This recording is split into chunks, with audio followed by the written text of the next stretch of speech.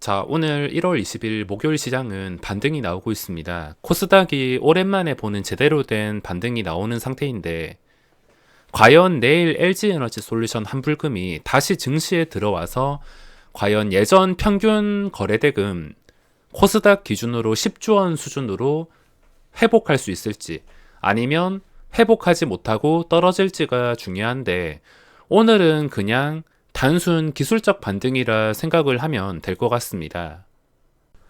아무리 심한 폭락장이나 지독한 시장이라 하더라도 기술적 반등 정도는 나와주기 때문에 그동안 힘들었던 거 잠깐 숨 고를 수 있게 기술적 반등이 나왔습니다. 코스닥은 장중에 2%대 급하게 올랐는데, 주식은 단순하게 생각해서 쉽게 오르면 쉽게 떨어지고 또 쉽게 떨어지면은 쉽게 반등할 수도 있습니다. 최근 너무하다 싶을 정도의 하락이었는데, 오늘 반등은 매우 정상적인 흐름이라 볼 수 있습니다. 하지만 오늘 내일 단기간 상승한다 하더라도 증시가 반등해서 그걸 유지하고 다시 우상향으로 가는 추세로 바뀔지 불확실한 상태이기 때문에, 증시가 완전히 회복해서 안정돼서 추세가 상승으로 바뀌기 전까지는 신규 진입자로서 마음 편하게 구경만 하는 게 답이라 생각합니다.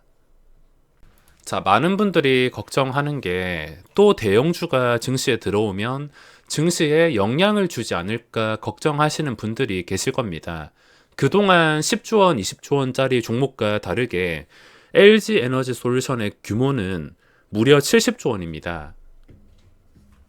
이 70조 원짜리가 뻥튀기가 된다면 훨씬 더 높아지는데, 이때까지 수십조 단위의 대형주들이 상장하면 증시가 전체 유증을 맞은 것처럼 힘을 쓰지 못하고 빌빌거렸는데, 과연 이 거대한 놈이 상장해서 살아남을 수 있을지에 대해서 궁금할 수밖에 없습니다.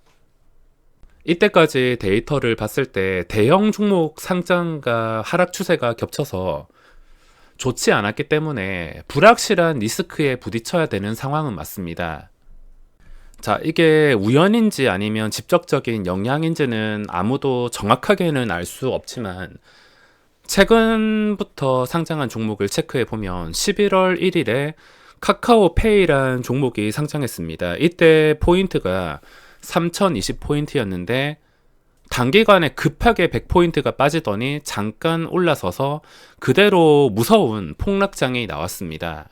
카카오페이는 25일에서 26일 청약이 있었는데, 청약하는 날에 지수가 오히려 올랐습니다. 그리고 환불한 뒤부터 증시에 힘이 빠지더니, 카카오페이 상장 당시에는 분위기가 특별한 것 없이 별로 좋진 않았습니다.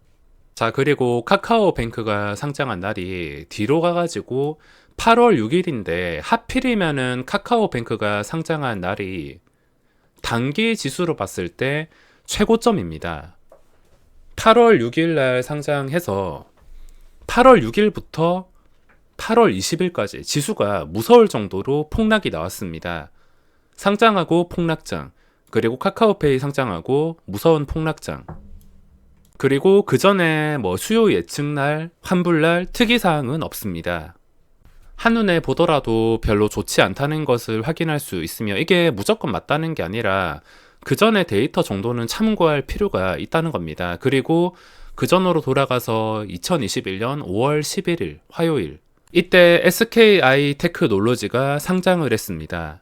상장하고 나서 단기간에 내리막, 그 뒤로 지수가 다시 고점을 찍긴 해서 이때는 별 특이사항이 없었지만, 단기간으로 봤을 때, 전후로 단기간 봤을 땐 그렇게 좋지는 않다는 겁니다. 그리고 그 전으로 돌아가서 3월 18일, 이때 SK 바이오사이언스가 상장했는데 또 단기간 동안은 별로 좋지가 않았습니다. 이 데이터가 무조건 100% LG 에너지 솔루션과 똑같다는 말이 아니라 참고 정도는 하면서 전후로 일주일 정도는 증시를 지켜볼 필요가 있다는 겁니다. 어차피 지금 추세가 완전히 좋은 추세가 아니기 때문에, 또 증시를 올릴 만한 수급 자체가 많이 꼬여 있는 상태라 완전한 상승 추세였으면은 뭐 크게 신경 쓰지 않고서 떨어졌을 때를 기회로 생각하고 매수를 할 생각하겠지만 지금 추세 자체는 단기 하락 추세에서 벗어나지 못했습니다. 그러므로 LG에너지 솔루션이 1월 27일 목요일에 상장한 다음에 딱 일주일 남았습니다. 전후 일주일 정도는 쉬어야 되니까 넉넉하게 2월 10일까지 구경하다가 지수가 이걸 깨버리고서 2800포인트 깨버리고 다시 이 저점을 회복하지 못한다면 계속되는 우하향에 지수가 회복되기는커녕 작은 음봉들이 쌓여서 장대 음봉이 나올 가능성까지도 생각해 봐야 되기 때문에 한 넉넉하게 2월 10일까지는 LG에너지 솔루션이나 구경하면서 또 개별 종목 거래 대금이 많이 몰리는 종목만 공략하면서 지수의 방향이 안정적으로 황금선을 회복해서 유지해주는 구간까지는 지켜볼 필요가 있다는 겁니다. 최소 2월 10일 정도까지 지켜봤다가 황금선 상태를 보고 결정하는 게 가장 안전하지 않을까 생각을 하고 있습니다.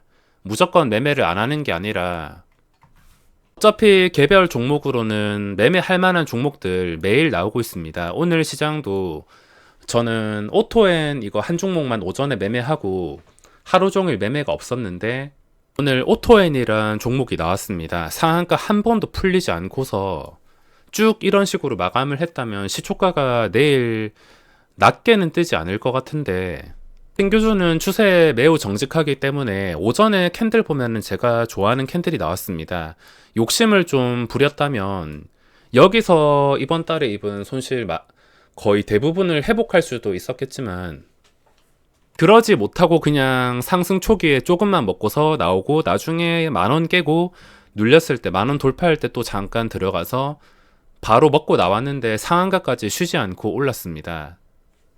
그냥 적당히 단타로만 대응했으며 이 단기간 1시간에 1,700억이 나왔습니다. 하루 종일 이게 꼬리가 달린다 하더라도 살아 있었으면 3,000억은 가볍게 넘었을 텐데 이 단기간 분출 못한 힘이 있기 때문에 내일 시장에서 갭 상승이 좀 심각할 정도로 높은 게 아닌 이상은 또 변동성이 나올 수 있으므로 시장에서 거래대금이 몰릴 수밖에 없습니다. 그리고 코넥스에서 넘어온 종목을 제외하면 이런 종목이 상장한 것은 거의 2달 만에 정말 오랜만이기 때문에 오랜만과 LG에너지 솔루션 분위기를 앞두고 이런 결과가 나오지 않았을까 싶습니다. 최근 당한 게 많아서 엉덩이 가볍게 대응을 했지만 저는 좀 크게 당하면은 어떤 식으로 그걸 극복하냐면 한 방에 이걸 다 회복할 욕심보다는 서서히 매매 리듬을 찾아가면서 하루에 5만원, 10만원 그 정도 작은 제 손실에 비해서 작은 금액이라 하더라도 매매 리듬을 위해서 그냥 꾸준하게 수익 내자 생각하다가 갑자기 터지는 날이 있는데 그냥 꾸준히 더 이상 손실 보지 않고 천천히 채울 생각만 하자. 이런 생각으로 대응하다 보면은 가끔씩 터지면서 자연스럽게 손실이 복구되는 것 같습니다. 정말 짧은 시간 동안 거래를 했는데 오늘 오토엔 말고는 다른 거래는 없었습니다. 자, 오늘 시장에서 코스닥에 집중적인 수급이 들어왔는데 보시다시피 코스닥 쪽으로 집중이 되었습니다. 코스피도 어느 정도 따라가는 모습을 보였는데 수급이 강하진 않았습니다. 그래서 1% 이하 상승이 나왔으며 코스닥 쪽에서 전부 다 몰리면서 오늘 눈에 띄는 게 게임주 메타버스 ETF도 오늘 하루 만에 5%나 반등이 나왔습니다. 그동안 힘들었던 하이브, 펄어비스 오늘 당장 하루 양봉이 나왔다고 최근에 힘들었던 추세가 다 회복되는 건 아니지만 또 이걸 회복해서 유지하기까지 단계가 지금 당장은 생각하기 참 어렵겠지만 나중에 시간 지나고 나서 더 떨어지지 않고 모양이 예쁘게 그려진다면 올해 안에 한 번쯤은 더 급등을 노릴 수 있지 않을까 생각을 하고 있습니다. 그 타이밍에 저는 다시 재진입을 할 생각인데 이때는 제 타이밍이 아니었나 봅니다. 어차피 이런 종목은 이게 단순한 반등이라면 또 며칠 안에 다시 깎아먹고서 거래량이 끊긴 채 힘을 쓰지 못할 텐데 단순한 반등이 아닌 타이밍이 된다면 시간이 지났을 때 서서히 올라와 가지고 기본적인 황금선을 회복하고 몇 주 동안 황금선 밑으로 내려가지 않으면서 또 상승하는 분위기가 나올 수가 있습니다. 그건 단순히 황금선만 보더라도 어느 정도 눈치를 챌 수가 있습니다. 하지만 지금 당장은 절대 아니기 때문에 그냥 가끔씩 꾸준히 체크하면서 추세가 안정이 되었다 싶을 때 다시 한번 찔러 넣어 봐야겠습니다. 자, 그럼 오늘 영상은 여기서 마무리하겠습니다.